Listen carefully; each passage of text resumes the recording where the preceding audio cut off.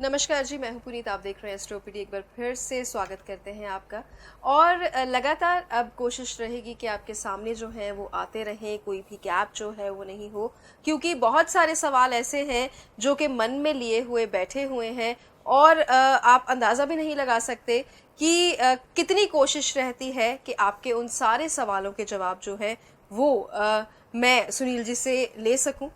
मैं कोशिश यही करती हूं कि जो आपके सवाल हैं वही सवाल जो है वो सुनील जी से करूं, क्योंकि अक्सर बहुत सारे लोगों से बातचीत होती है। जब हम बाहर बैठते हैं, लोगों से बातचीत करते हैं, तो लोगों के मनों में जो सवाल होते हैं, जो मैं एनालाइज करती हूँ, वही कोशिश करती हूँ कि वो सवाल जो है वो मैं अपने भीतर रखूँ और जैसे ही सुनील जी मिले तो वो सवालों की बौछार मैं उन पे कर दूँ ताकि वो जवाब जो है वो बता सके। आज भी कुछ ऐसा ही होने वाला है। बहुत ही इंटरेस्टिंग एपिसोड होने वाला है ये। और जब आप देखेंगे कि इसमें क्या है, ये सबके लिए है। ये किसी एक के लिए नहीं है, किसी एक राशि के लिए नहीं है, किसी एक के लिए नहीं, या किसी पुरुष के लिए नहीं, किसी महिला के लिए नहीं, ये सबके लिए है। तो बहुत ही खास होने वाला है ये एपिसोड। नीचे YouTube पे आप जब देख पाते हैं या किसी चैनल पे देख पाते हैं, जब भी देख पाते हैं, ये जो नंबर्स हैं ये आप ही के लिए दिए गए हैं। ये आप अपॉइंटमेंट लेके मिलने आ सकते हैं, ये टेलीफोनिक अपॉइंटमेंट ले सकते हैं, वो आपकी मर्जी रही। लेकिन आपके लिए हर तरह से हमने जो तरीके हैं वो खोले हुए हैं ताकि आपको किसी भी किस्म की कोई भी दिक्कत नहीं आए। पहले स्वागत करते हैं सुनील जी का और फिर सवाल कुछ ऐसे जो हम सबके होंगे। बहुत बहुत स्वागत है आपका। नमस्ते सुनील जी, आज एक बड़ा मैजिकल क्वेश्चन पूछ रहे हैं आपसे। मैजिकल क्वेश्चन ये है कि बहुत सारे लोगों को अपनी कुंडली में बहुत सारी त्रुटियां लगती हैं, बहुत सारी प्रॉब्लम्स लगती हैं। कुछ लोग ये प्रोग्राम देख देख के थोड़ा बहुत खुद भी सीखना शुरू हो गए हैं। या जैसे कोई किसी एस्ट्रोलॉजर के पास जाता है, ज्योतिष के पास जाता है, वो कहता है ये गड़बड़ है, ये गड़बड़ है, ये गड़बड़ है। तो कुछ ऐसा हो सकता है हमें इतनी ताकत है कि हम अपनी कुंडली की तासीर को बदल सकें। जैसे कि जो चीज़ तो बनी हुई है, हम शायद कोई नहीं ऐसा करने वाले, लेकिन कुछ तो जादू होता होगा कि हमने अपनी नेचर में चेंज किया। क्योंकि कहते हैं कर्म सब कुछ है, लेकिन अगर कर्म सब कुछ है तो हम अपनी नेचर में बदलाव करके क्या अपनी कुंडली को भी कुछ ऐसा बदल सकते हैं कि हमारी जिंदगी ही बदल जाए। पुनीत जी, आपने आज बहुत अंदर का क्वेश्चन पूछ लिया। दरअसल ये आपने जो नटशेल मांगा है आज कि कामयाबी कैसे मिल सकती है कुछ चेंज करके, तो मैं बता दूं इसका जवाब एस्ट्रोलॉजी में बिल्कुल मौजूद है।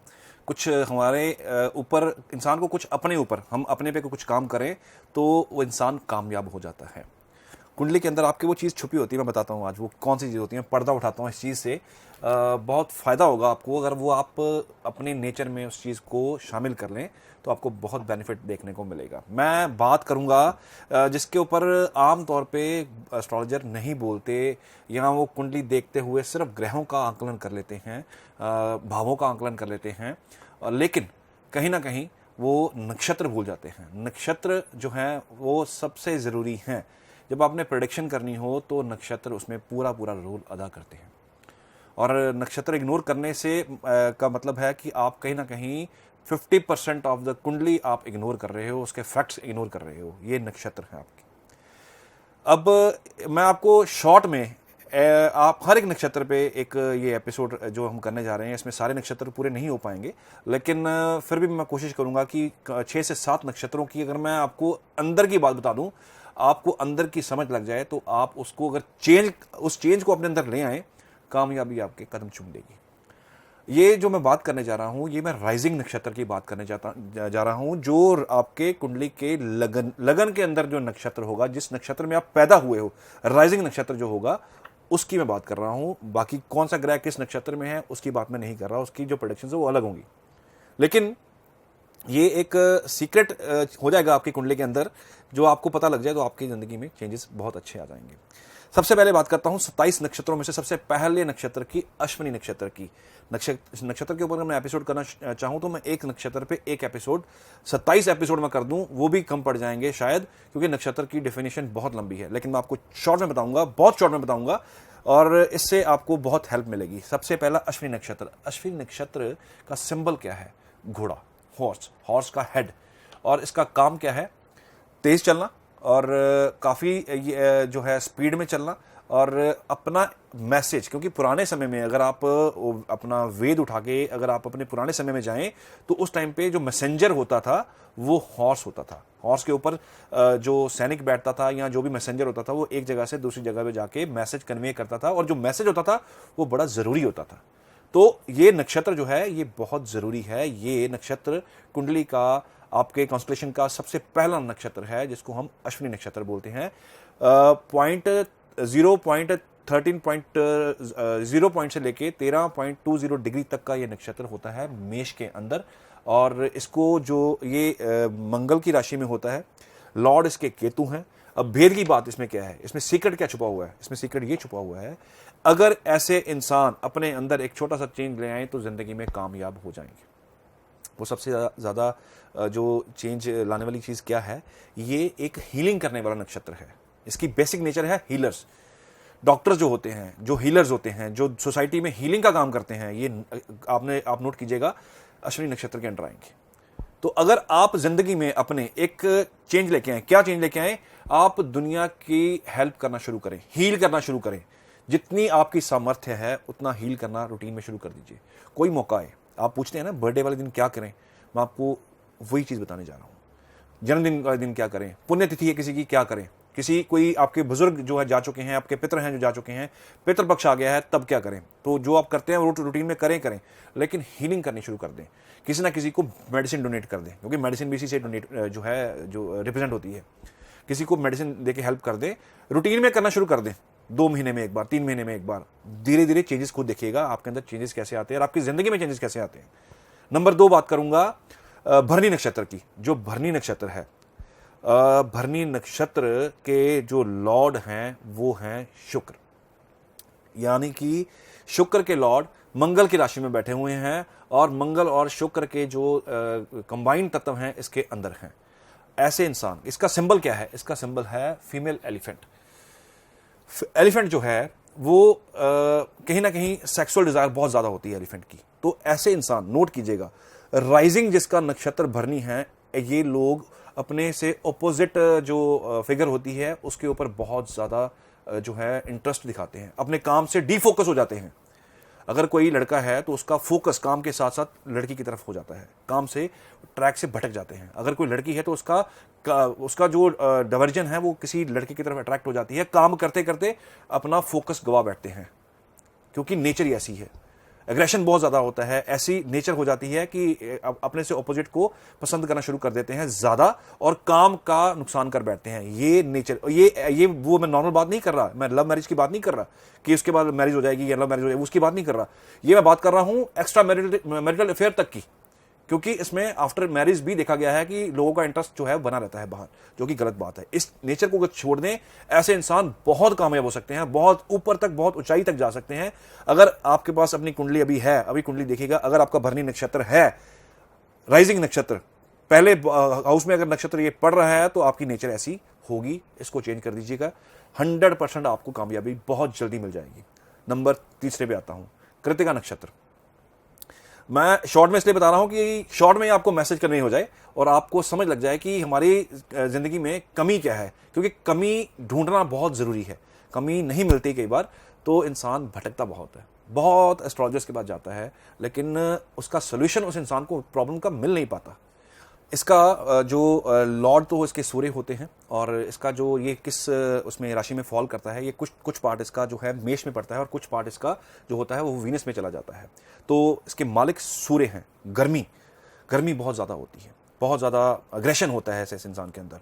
और इसका जो सिंबल मैंने बताया शिप है, और उसका काम क्या है? सैक्रिफाइस करना। वो शिप की हम ऊन यूज़ करते हैं, ये जो हम वूल यूज़ करते हैं वो शिप की करते हैं, उसका काम है सेक्रीफाइस करना। रादर कई जगह में इसको खाया भी जाता है, और ये टोटल सेक्रीफाइस है। ऐसे इंसान अगर किसी जरूरतमंद इंसान के लिए सेक्रीफाइस कर दें, वो नीड किसी भी तरह की हो सकती है। कोई नीडी इंसान है, और मैं छोटी सी एग्जांपल देता हूँ, छोटी सी एग्जांपल। अगर आपके पास कुछ लिमिटेड सा खाना है और वो लिमिटेड से खाने को वो आपका अपना खाना है और आपको लग रहा है कि सामने कोई इंसान भूखा बैठा हुआ है और उसको मुझे कुछ हेल्प करनी चाहिए, तो उस खाने में से कुछ पार्ट अगर आप 25 पैसे पार्ट भी अगर उसको देना शुरू कर दें अपनी रूटीन में रेगुलर, आपको जैसे जैसे ये मौका मिलता जाए इसको फुलफिल करते जाएं, तो आप देखिएगा नेचर आपकी हेल्प करेगी आपको कामयाब करने के लिए। ये कृतिका नक्षत्र की नेचर बता रहा हूं, बहुत लंबा नक्षत्र है, बहुत लंबी इसकी जो है कैलकुलेशन है, लेकिन मैं आपको उसका सिर्फ कोर बता रहा हूं। मेरी जितनी एस्ट्रोलॉजी मैंने की है, मैंने जितना जो है सीखा है एस्ट्रोलॉजी में, जितनी प्रैक्टिस की है, उसका निचोड़ मैं बता रहा हूं आपको, सिर्फ 1 मिनट में एक नक्षत्र के बारे में बता रहा हूं। तो इसको नोट करते जाइएगा, ये नेचर में चेंजेस लेके आइएगा, कामयाबी आपको खुद देखने को मिल जाएगी। चौथे नक्षत्र की बात करते हैं। चौथा नक्षत्र है जो वो है रोहिणी। हमारे कॉन्स्टलेशन का चौथा नक्षत्र रोहिणी है और इसके जो लॉर्ड हैं वो है मून। और ये किस राशि में पड़ता है? ये वृष राशि में, वीनस की राशि में पड़ता है। ये जो रोहिणी है ये 27 में से 27 नक्षत्रों में से एक ऐसा नक्षत्र है जो चंद्रमा को सबसे प्यारा लगता है। इसके पीछे बहुत लंबी स्टोरी है, लेकिन मैं शॉर्ट में आपको थोड़ा सा बताऊं कि क्यों चंद्रमा यहाँ आके थोड़े से स्लो डाउन हो जाते हैं। कभी आपने रोहिणी के बारे में पढ़ा हो, नक्षत्र के बारे में पढ़ा हो, तो पढ़िएगा, यहाँ मून की स्पीड कुछ कम हो जाती है। जब हम किसी इंसान को पसंद करते हैं तो हमारा दिल करता है कि हम उसके पास ज़्यादा से ज़्यादा देर बैठें, काफ़ी टाइम उसके साथ स्पेंड करें। तो वो जो टाइम स्पेंड करना होता है वो मून रोहिणी नक्षत्र में करता है, बाकी सब में भी करता है लेकिन रोहिणी में ज़्यादा करता है। थोड़ा सा ज़्यादा फर्क रखता है, थोड़ा सा जो है गैप रखता है बाकियों के कंपैरिजन में। तो ये नक्षत्र की वजह से बाकी नक्षत्र इससे जो है ईर्ष्या करते हैं, बाकी जो नक्षत्र हैं वो इससे ईर्ष्या करते हैं। चंद्रमा यहाँ आके उच्च के हो जाते हैं और उच्च के चंद्रमा आपके जो हैं, आपको पता है कि मन को कितना स्ट्रांग रखते हैं, लिक्विड मनी को कितना स्ट्रांग रखते हैं, फूड हमेशा अच्छा खाने को मिलता है, खाने को हमेशा आपको कभी कमी नहीं आती है, खास करके ऐसे नक्षत्र में अगर चंद्रमा हो तो। जब चंद्रमा इस नक्षत्र में आते हैं, आपका राइजिंग नक्षत्र जब रोहिणी होता है, इंसान के अंदर बहुत खूबियाँ होती हैं। इस इंसान को क्या करना चाहिए? ये इंसान थोड़ा सा एरोगेंट हो जाता है, थोड़ा सा घमंडी हो जाता है। घमंडी क्यों हो जाता है? क्योंकि मून का फोकस रोहिणी के ऊपर सबसे ज्यादा रहता है, तो कहीं ना कहीं घमंड आ जाता है कि मेरे जैसा कोई भी नहीं है, क्योंकि मस्त है। ये भी आपको मैं बता दूं कि ये रोहिणी में जो मून है ये क्यों पसंद करते हैं रहना, क्यों? क्योंकि रोहिणी जो चंद्रमा की पत्नी थी, इनको टोका टकी करने की आदत नहीं थी, क्योंकि उनको हर वो चीज़ मिलती थी जिसको वो डिमांड जो डिमांड करते भी नहीं थे। तो मून यहाँ पे आके थोड़े से बायस्ड हो जाते थे, और जब इंसान को हर चीज़ मिलती हो तो वो फिर डिमांड नहीं करता, ना ही वो शिकायत करता है। रोहिणी की नेचर ऐसी है कि ना वो डिमांड करती है ना वो शिकायत करती है। और जिस छोटी सी बात है, आप अपने घर पे इम्प्लीमेंट करके देख लीजिएगा, जिस घर में बीवी ज़्यादा बोलती है वो इंसान कहीं ना कहीं अपनी बीवी से कटा कटा रहता है। क्यों? ये कुछ कहूँगा तो ये बोलेगी, कुछ कहूँगा तो ये मुझे काटेगी, मेरी बात काट देगी। तो कहीं ना कहीं ये झुकाव मून का इस वजह से भी है कि रोहिणी जो है वो टोकाटाकी नहीं करती थी, वो बिल्कुल भी किस तरह की डिमांड नहीं रखती थी, क्योंकि उसको हर चीज़ खुद मिलती थी। तो ऐसे इंसान को घमंड छोड़ देना चाहिए। अगर आपका राइजिंग मून जो नक्षत्र है वो अगर रोहिणी है, तो कहीं ना कहीं घमंड छोड़ दें, और जो आपसे ईर्ष्या कर रहे हैं, आपको पता है कि ईर्ष्या कौन कर रहा है, उस इंसान की आप कभी ना कभी हेल्प कर दिया कीजिए। इससे आपकी ज़िंदगी में कामयाबी बहुत जल्दी आएगी। हालांकि अपने आप में बहुत बड़ा पूर्ण नक्षत्र है, ऐसे लोगों को कमी नहीं होती, घमंड ऑटोमेटिकली आ जाता है, लेकिन फिर भी इंसान को ये चीज़ जो है थोड़ी सी ध्यान देना चाहिए। ये सीक्रेट बता रहा हूँ आपको अंदर का, अगर ये आपके अंदर आदत आ जाए तो आप कामयाब हो सकते हैं। तो ये मैंने आपको 4 नक्षत्रों का जो है सीक्रेट बताया है, जो तो आपको 4 नक्षत्र बताए हैं, तो मुझे लगता है इस पूरे नक्षत्र तो इस एपिसोड में कंप्लीट नहीं हो पाएंगे, लेकिन ये वादा जरूर करते हैं कि लगातार हम आपके सामने जब आते रहेंगे तो सबके बारे में जानकारी देते रहेंगे। और सुनील जी, कितनी अजीब सी बात है, ये बहुत हैरानी हो रही है आज का एपिसोड ये देख के भी। हमारे अंदर सवाल हैं और जवाब भी हम ही में हैं जी, तो मतलब एक सिर्फ नेचर चेंज करने से, कुछ चीज़ें चेंज करने से देखो कितना कुछ चेंज हो रहा है। बाकी नक्षत्र क्या कहते हैं? इससे जो नेक्स्ट नक्षत्र पुनीत जी है वो है मृगशिरा नक्षत्र। और मृगशिरा नाम में ही उसका जो है जो छुपा हुआ है उसका सीक्रेट, कि मृग जो हिरन है इस नक्षत्र का जो है सिंबल है। और नेचर क्या है हिरन की? फुदकना, भागना, दौड़ना, और कभी इधर दौड़ना कभी इधर दौड़ना। जब इसके पीछे अगर कोई जानवर लग जाए, एक बाघ लग जाए, शेर लग जाए, तो ये कैसे भागता है, कैसे जंप लगाता है, वो आपने नोट किया होगा। कई बार आपने हिरन को देखा भी होगा लाइव कि ये कैसे भागता है। अगर मृगशिरा नक्षत्र में कहीं राहु आ जाए तो राहु जो है डिप्लोमेटिक नेचर का इंसान को बना देता है। तो मृगशिरा नक्षत्र में अगर राहु हो तो आप देखिएगा कि ऐसा इंसान के दिमाग में प्लानिंग पहले ही होगी। आप क्वेश्चन आपके मुंह में होगा लेकिन जवाब उसके दिमाग में पहले आ जाएगा। बुध आ जाए तो इंसान को पता नहीं चलेगा, ऐसे इंसान को, कि मैंने कौन सी बात कहां पे करनी है और किसको करनी है, मौका नहीं देखेगा। ये नेचर होती है, डिफाइन हो जाती है आपके नक्षत्रों से। जो केवल जो प्रेडिक्टिव एस्ट्रोलॉजी करते हैं वो उनके लिए ये नक्षत्र जो है बहुत जरूरी है। तो मृगशिरा नक्षत्र वाले को क्या करना चाहिए? ठहराव लेके आना चाहिए, थोड़ा सा ठहराव अपने कम्युनिकेशन के अंदर लेके आना चाहिए, थोड़ा सा ठहराव अपनी जिंदगी में लेके आना चाहिए। ये क्या करते हैं, एक काम पकड़ते हैं, आधा छोड़ देते हैं, फिर दूसरा काम कर लेते हैं। ऐसे इंसान बहुत नौकरियां भी छोड़ते हैं, बहुत काम छोड़ते हैं। क्यों? मजा नहीं आ रहा, मेहनत नहीं होती, मैं मजा नहीं आ रहा तो मैं वो काम छोड़ देता हूं। नेचर, इसमें जो नेचर रहती है बहुत ज़्यादा एकदम से चेंज करने वाली रहती है, क्योंकि हिरण की नेचर ऐसी है। तो ये आप छोड़ दें, जिस काम के पीछे लगें, फोकस करके उसके पीछे उसको लग के कंप्लीट कीजिएगा, कामयाबी खुद कदम चूमेगी। इससे नेक्स्ट नक्षत्र की बात करता हूं, क्योंकि सभी वेट कर रहे हैं। सारे नक्षत्र नहीं कंप्लीट कर पाऊंगा, लेकिन जितने हो सकते हैं मैं करने की कोशिश करूंगा। इससे नेक्स्ट नक्षत्र जो आता है वो है आर्द्रा नक्षत्र, जो राहु का नक्षत्र है।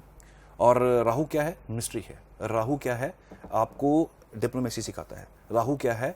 जिसको सिर्फ जो है पॉलिटिक्स आती है। ये राहु का नक्षत्र अपना नक्षत्र है। इसमें अलग अलग ग्रह अपना अपना प्रभाव देते हैं, लेकिन जब ये लगन में आ जाता है, आपका राइजिंग नक्षत्र हो जाता है, तो इंसान की नेचर बहुत ज़्यादा डिस्ट्रक्टिव होती है। ऐसे इंसान बहुत चीज़ों को डैमेज करने में सोचते भी नहीं है। आपने देखा होगा, कई बार लड़ाई झगड़ा होता है तो कई लोग हथियारों का यूज़ कर लेते हैं, बिना सोचे समझे चला भी देते हैं और बाद में भुगतना पड़ता है। क्यों? प्रवृत्ति ऐसी हो जाती है, दिमाग ऐसा हो जाता है कि अगला यहाँ तो मैं नहीं रहूंगा या मैं अगले को नहीं छोड़ूंगा। तो आर्द्रा नक्षत्र राहु का नक्षत्र है, सोचे बिना एक्शन ले लेते हैं ऐसे लोग। और इस नक्षत्र में डिजीज जो पैदा होती है वो बहुत दूर तक स्प्रेड होती है और लंबी जाती है। इस इंसान को क्या करना चाहिए? ऐसे इंसान को मेडिसिन का डोनेशन करना चाहिए। थोड़ा अपने नेचर के अंदर चेंज क्या लेके आना चाहिए? गर्मी कम खानी चाहिए। अगर अगला बोल रहा है, इंसान अगले की बात नहीं सुनता, अगले को सुनना चाहिए। सुन के अगर आप अपना रिप्लाई करें तो बेटर रहेगा आपके लिए। मेडिसिन का डोनेशन शुरू कर दीजिए, दवाइयां जरूरतमंदों को देना शुरू कर दीजिएगा। अगर आपका राइजिंग नक्षत्र आर्द्रा है तो आपको धीरे धीरे फील होगा, कुछ महीनों के बाद आपके लाइफ में चेंजेस आने शुरू हो जाएंगे। ये आपको मैं नेचर में ऐड करने के लिए बोल रहा हूँ, ये कोई उपाय नहीं है, ये नेचर में ऐड करने के लिए बोल रहा हूँ। ये आप नेचर बना लीजिए अपना। जब भी मौका मिले दवाई मेडिसिन जो है वो आप डोनेट कर दीजिए किसी को, आप देखेंगे आपकी लाइफ में चेंजेस आने शुरू हो गए हैं। अगला नक्षत्र है हमारे कॉन्स्टलेशन का पुनर्वसु नक्षत्र। नाम में ही इसका मतलब छुपा हुआ है। पुनर्वसु मतलब पुनर्वास, दोबारा से वास।